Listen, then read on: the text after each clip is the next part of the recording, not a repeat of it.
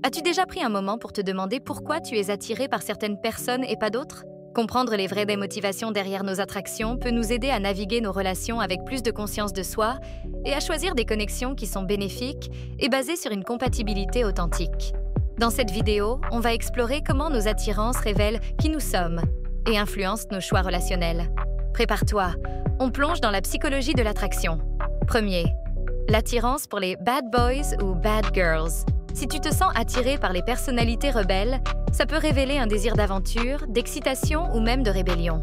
Leur assurance et leur indépendance te séduisent peut-être, mais il est important de te demander si cette attraction est saine ou si elle découle d'un besoin inconscient de sauver quelqu'un.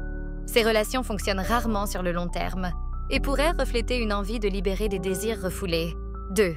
Être attiré par ceux qui sont moins attirés par toi. Est-ce que tu es souvent attiré par des personnes qui ne te rendent pas ton intérêt? Cela pourrait découler d'une faible estime de soi ou d'une peur de l'intimité. Selon la psychologue Helen Fisher, le rejet peut même rendre quelqu'un plus attirant. Mais cela peut aussi cacher une croyance inconsciente que tu ne mérites pas l'amour.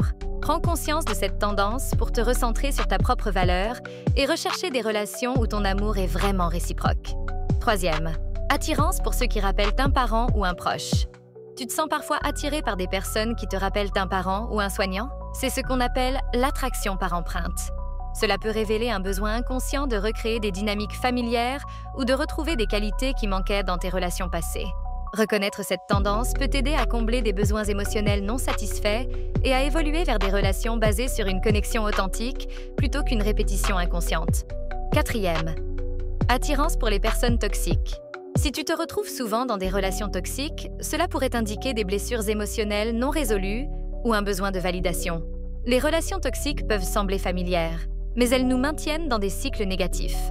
Prendre conscience de cette tendance est essentiel pour notre bien-être, afin de créer des relations saines, basées sur le respect mutuel, la confiance et le soutien émotionnel. 5. Comprendre comment nos attractions façonnent nos relations. Si ce sujet t'intéresse, on a aussi une vidéo sur le paradoxe de Sherlock pour attirer ton crush.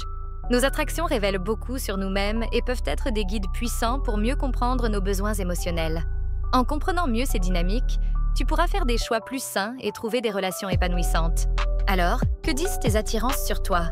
Comment peux-tu utiliser cette connaissance pour nourrir des relations plus saines et épanouissantes? Laisse-moi un commentaire pour partager tes réflexions. Et si cette vidéo t'a été utile, n'oublie pas de liker et de t'abonner pour plus de contenu sur la psychologie des relations. À bientôt pour plus de découvertes sur toi-même et tes relations.